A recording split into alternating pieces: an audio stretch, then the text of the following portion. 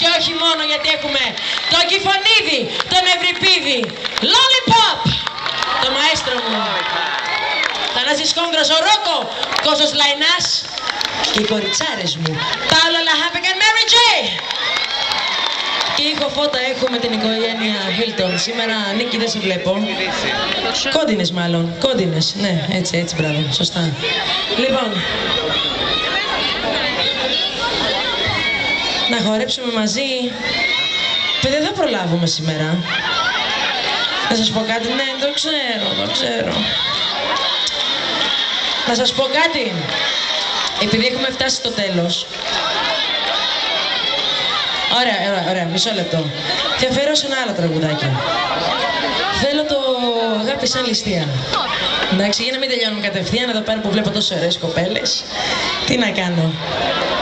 Μαζί, λοιπόν. Το Αγάπη σαν ληστεία, παιδιά. Είμαστε έτοιμοι?